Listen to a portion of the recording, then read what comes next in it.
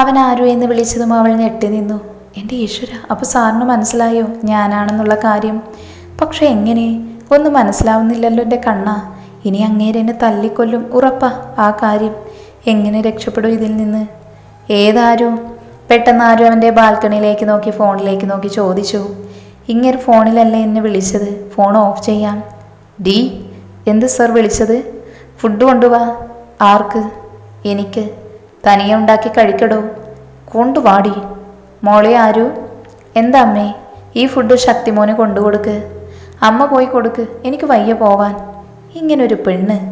ഈ സമയം ശക്തി ഫോണിലേക്ക് നോക്കി. ആ പെൺകുട്ടി ഫോൺ വെച്ചോ. എന്നാലും ആരായിരിക്കും ആ പെണ്ണ്? എന്തായാലും എന്നെ നന്നായി അറിയുന്ന ആളാണ്.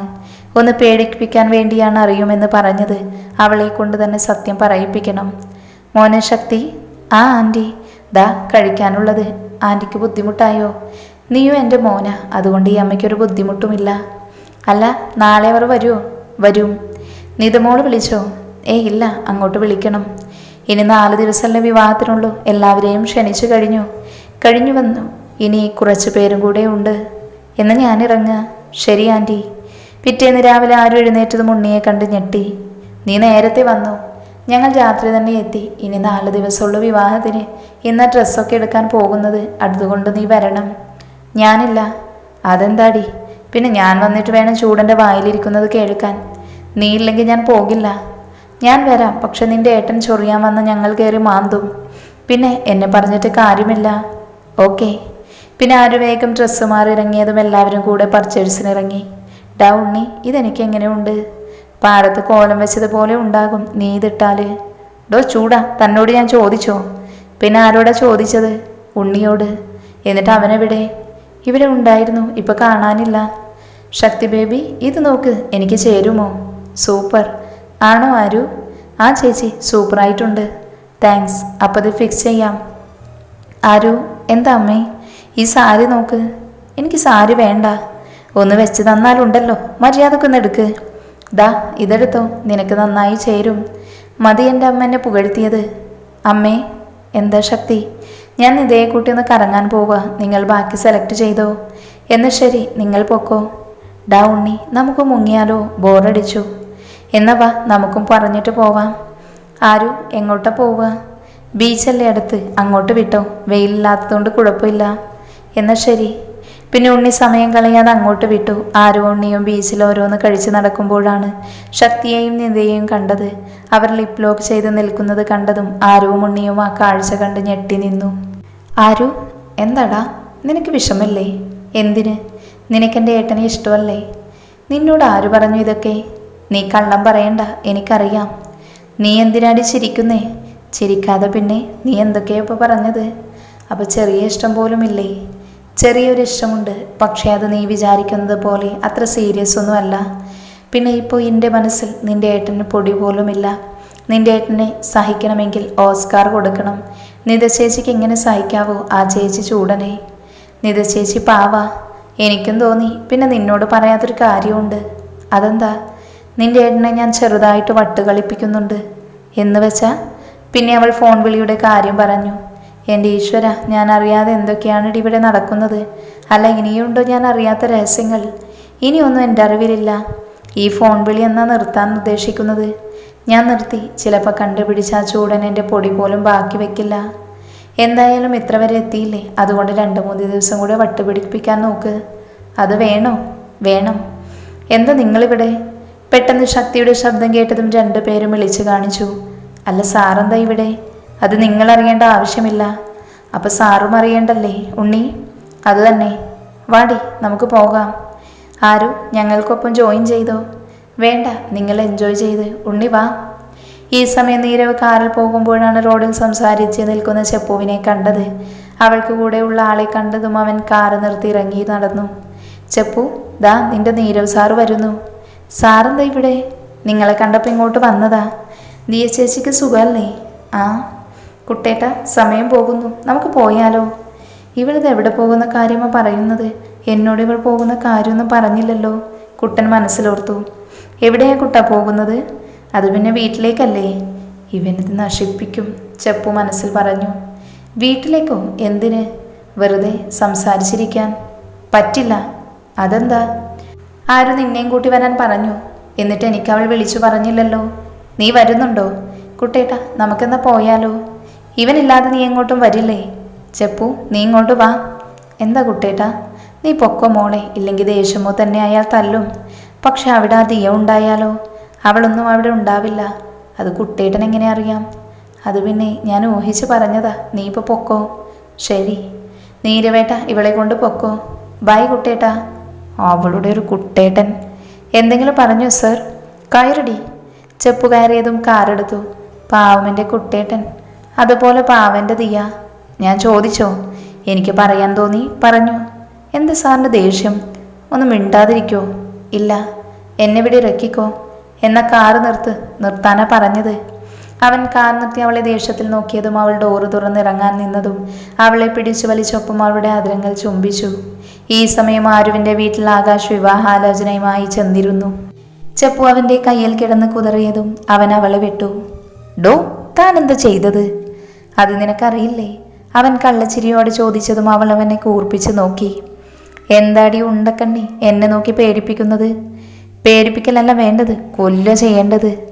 നിന്നോട് കുട്ടൻപുരാണേ ആരെങ്കിലും പറയാൻ പറഞ്ഞു? അതെൻ്റെ ഇഷ്ടം. എന്നാൽ എനിക്ക് ഇത് ഇഷ്ടമല്ല. എന്തുകൊണ്ട്? പറയാൻ സൗകര്യമല്ല. എന്നാൽ ഞാൻ നിങ്ങളെ കൊണ്ട് പറയിപ്പിക്കും മനുഷ്യ. ഡി, നീ ഇതെന്താ ചെയ്യുന്നത്?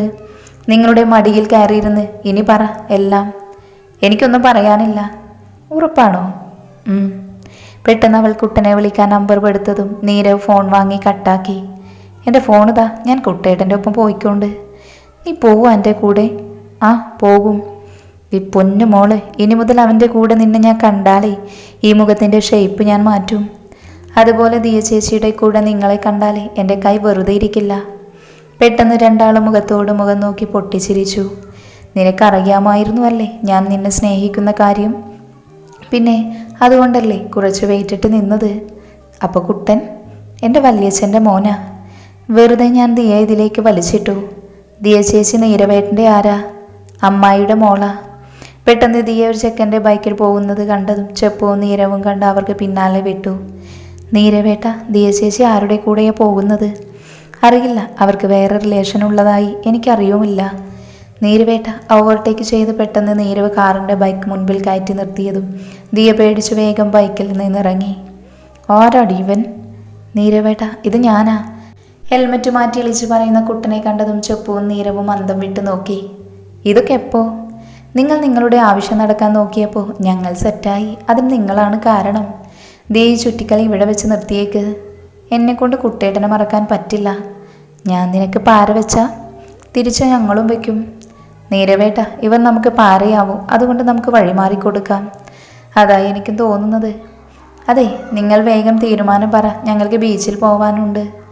ഞങ്ങൾ നിനക്ക് പാരയാവുന്നില്ല. അത് കേട്ടാൽ മതി ഏട്ടാ. അപ്പോൾ പോട്ടെ. ഇതും പറഞ്ഞവർ പോയതും നീരവും ചെപ്പവും മുഖത്തോട് മുഖം നോക്കി. ഈ സമയം ആരുവിൻ്റെ വീട്ടിൽ ആകാശിൻ്റെ അച്ഛൻ കാര്യങ്ങൾ സംസാരിച്ചു. പക്ഷെ ആരുവിന് താല്പര്യമില്ലെന്ന് പറഞ്ഞതും ദേഷ്യം പുറത്ത് കാണിക്കാതെ ആകാശ് ചിരിച്ച മുഖത്തോടെ അവിടെ നിന്നിറങ്ങി എന്തൊക്കെയോ തീരുമാനിച്ചുറപ്പിച്ചു. ഡാഡി, നിത, അവന് സംശയമൊന്നുമില്ലല്ലോ? ഇല്ല പപ്പ, ശക്തിക്കുരത്ത് സംശയവുമില്ല. അവൻ നിന്റെ കഴുത്തിൽ താലി കെട്ടിയ പിന്നെ അവൻ്റെ എല്ലാ സ്വത്തുക്കളും നിനക്കാ. പക്ഷേ ഉണ്ണിക്കും അവകാശമില്ലേ? ഇല്ല, ശക്തിയുടെ പേരിലാണ് പ്രമാണം തയ്യാറാക്കിയിരിക്കുന്നത്. പക്ഷെ എൻ്റെ പേരിൽ എങ്ങനെയെല്ലാം നേടിയെടുക്കാൻ പറ്റും? അവൻ്റെ സ്വത്തിൽ പാതി അവകാശം അവൻ കെട്ടാൻ പോകുന്ന പെണ്ണിനാണ്. കൂടാതെ അവൻ മരിച്ചാൽ അതെല്ലാം ഭാര്യയായി നിന്നിലേക്ക് വന്ന് ചേരും. പപ്പ ഒന്നുകൊണ്ട് പേടിക്കേണ്ട, എല്ലാം പപ്പ വിചാരിച്ച പോലെ നടക്കും. അയാൾ അവളെ കെട്ടിപ്പിടിച്ചും അവൾ ചിരിച്ചു നിന്നു. അങ്ങനെ ദിവസങ്ങൾ കടന്നുപോയി. ഇന്നാണ് വിവാഹത്തിൻ്റെ തലേ ദിവസം. അതുകൊണ്ട് തന്നെ ആരുവും ചെപ്പും വിധവും ഉണ്ണിയുടെ വീട്ടിൽ ലാൻഡായിട്ടുണ്ട്. ഡാ ഉണ്ണി, നിൻ്റെ ഏട്ടൻ ഏത് സമയവും ഫോണിൽ തന്നെയാണല്ലോ. നിധ ചേച്ചിയാണ്, എപ്പോഴും വിളിക്കും. ഡി ആരു, എന്താടാ? അവിടെ ഒരാളെ നോക്ക്. ചെപ്പുവിനെ വരെ സെറ്റായി. ഇനി എന്നാണാവോ എനിക്ക് സെറ്റാവുന്നത്? ചിലപ്പോൾ നാളെ സെറ്റായാലോ? കരുനാവ് വളച്ചൊന്നും പറയില്ലടാ ഉണ്ണി. ഞാൻ സിംഗിളായി കുറച്ച് നാൾ നടക്കട്ടെ. നടന്നത് തന്നെ. അപ്പോഴേക്കും ആൻറ്റിയുമെങ്കിൽ നിന്നെ പിടിച്ച് കെട്ടിക്കും. കാണാം. ആരു വാ. ഉണ്ണി, വിധു, ഞങ്ങൾ നാളെ വരാം. Okay D. ചെപ്പു വാ. പിന്നെ അവർ ആരുവിൻ്റെ വീട്ടിലെത്തിയതും കുറച്ചു നേരം സംസാരിച്ച് കിടന്നു. ആരുവിനെ ഉറക്കം വരാതെ തിരിഞ്ഞും മറിഞ്ഞും കിടന്നു. പിന്നെ എപ്പോഴോ ഉറക്കത്തിലേക്ക് വീണു. രാവിലെ ആരു എഴുന്നേറ്റതും ചെപ്പുവിനെ വിളിച്ചുണർത്തി. പിന്നെ വേഗം കുളിച്ച് രണ്ടുപേരും നല്ല പോലെ സാരി ചുറ്റി കുറച്ച് പുട്ടിയടിച്ച് ശക്തിയുടെ വീട്ടിലേക്ക് പോകാതെ നേരെ ഓഡിറ്റോറിയത്തിലേക്ക് പോയി. അവിടെ നിന്ന് വിവാഹ വേഷത്തിൽ ഒരുങ്ങി ഫോട്ടോ പോസ്റ്റ് ചെയ്ത് നിൽക്കുന്നത് കണ്ടതും ആരുവും ചെപ്പുവും ഫോണിൽ ഫോട്ടോ എടുത്ത് സ്റ്റാറ്റസ് ഇട്ട് എല്ലാവരെയും വെറുപ്പിച്ചിരുന്നു. ഹായ് ആരു, നിത ചേച്ചി സുന്ദരിയായിട്ടുണ്ട് അല്ലേ ചെപ്പു? ഓ താങ്ക്സ്. നിങ്ങൾ വാ, നമുക്ക് ഫോട്ടോ എടുക്കാം. ഞങ്ങൾ സ്റ്റേജിൽ കയറുമ്പോൾ എടുത്തോണ്ട് ചേച്ചി. ഓ നിങ്ങളുടെ ഇഷ്ടം. മോളെ, കുറച്ചുകൂടെ സമയമുണ്ട് മുഹൂർത്തത്തിന്, അതുകൊണ്ട് റൂമിലേക്ക് വാ, നിതയുടെ അമ്മ പറഞ്ഞു. ദാ വരുന്നമ്മേ. ഡി ആരു, എന്താ?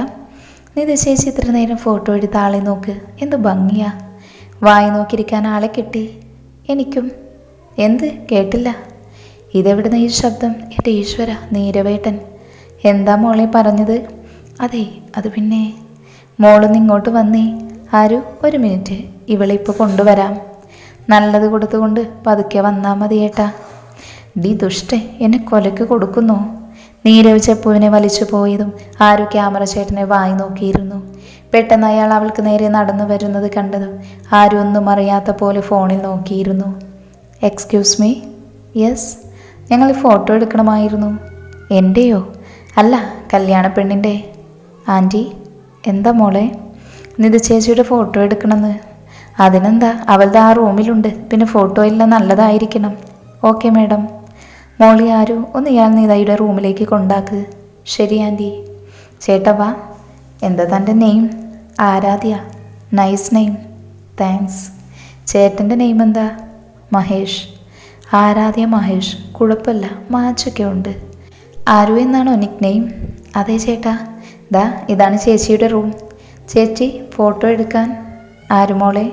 എന്താ ആൻറ്റി, ഈ ഫ്ലവറെല്ലാം താഴെ കൊണ്ടുപോയി വെക്കുമോ? ഹായ്, റോസാപ്പൂവോ? 2-3 പൊക്കണം.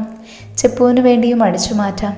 ആരുവിനെ കുറച്ച് പൂക്കൾ മാറ്റിവെച്ച് ബാക്കിയെല്ലാം താഴെ കൊണ്ടുവച്ച് അവിടെ തന്നെ ഇരുന്ന് നിതയുടെ റൂമിലേക്ക് നോക്കി. ഡി ആരു, നല്ലത് കിട്ടിയോ? അല്ലടി, ആ ചേട്ടനോ? നിത ചേച്ചിയുടെ റൂമിലാണ്. എന്നാ വാ, നമുക്ക് അങ്ങോട്ട് പോവാം. അത് വേണോ? വേണം, ഇപ്പോഴാ വായി നോക്കി നിൽക്കാൻ പറ്റുന്നത്. അപ്പം നീരവേട്ടൻ ശക്തി സാറിനെ കൊണ്ടുവരാൻ പോയിരിക്കുക. എന്നാ വാ, സമയം കളയണ്ട. ആരും ചെപ്പവും നിതയിരിക്കുന്ന റൂമിലെത്തിയതും നിതയെ അവിടെയെല്ലാം തിരഞ്ഞു. ഡി, നിത ചേച്ചി എവിടെ? ഈ 2 ക്യാമറ ചേട്ടന്മാരോട് ചോദിച്ചാലോ? ഓക്കെ. ചേട്ടന്മാരെ? എന്താ? നിത ചേച്ചി? ഞങ്ങൾക്കറിയില്ല, ഞങ്ങളും ആ കുട്ടിയെ കാത്തു നിൽക്കുക. ചിലപ്പോൾ മറ്റേ ക്യാമറ ചേട്ടൻ ഫോട്ടോ എടുക്കാൻ എങ്ങോട്ടെങ്കിലും കൊണ്ടുപോയി കാണും. ഏത് ക്യാമറാമാൻ? മഹേഷ് ചേട്ടൻ. നിനക്കെങ്ങനെ അയാളുടെ പേരറിയാം? മഹേഷ് ചേട്ടൻ ഞാനാ നിധി ചേച്ചിയുടെ റൂമിലേക്ക് വഴി കാണിച്ചു കൊടുത്തത്. കൂടാതെ കുറച്ചു നേരം സംസാരിച്ചു. അതെ, എന്താ ചേട്ടാ? ഞങ്ങളുടെ ടീമിൽ മഹേഷ് എന്ന് പറഞ്ഞ ഒരാളില്ല. അപ്പോൾ ആ ചേട്ടൻ? പെട്ടെന്നൊരു ബൈക്ക് സ്റ്റാർട്ട് ചെയ്യുന്ന ശബ്ദം കേട്ടതും ആരുവും ചെപ്പവും 2 ക്യാമറ ചേട്ടന്മാരും ജനൽ വഴി പുറത്തേക്ക് നോക്കി. അയ്യോദാ, നിധി ചേച്ചി ക്യാമറ ചേട്ടൻ്റെ കൂടെ ഒളിച്ചോടി പോകുന്നു. ഈ സമയം നിധയുടെ അമ്മ വന്നതും ആ കാഴ്ച കണ്ട് ഞെട്ടി. പിന്നെ കുറച്ചു നേരം കൊണ്ട് ആ വാർത്ത പടർന്നു പിടിച്ചു. ഈ സമയം ശക്തി വരൻ്റെ വേഷത്തിൽ കാറിൽ നിന്നിറങ്ങിയതും ഉണ്ണിയും വിധവും അവനോട് എന്ത് പറയുമെന്നറിയാതെ നിന്നു. എന്നാൽ ചെപ്പുവും ആരുവും ആ സമയം 2 ക്യാമറ ചേട്ടന്മാരെ വായി നോക്കി നിന്നു.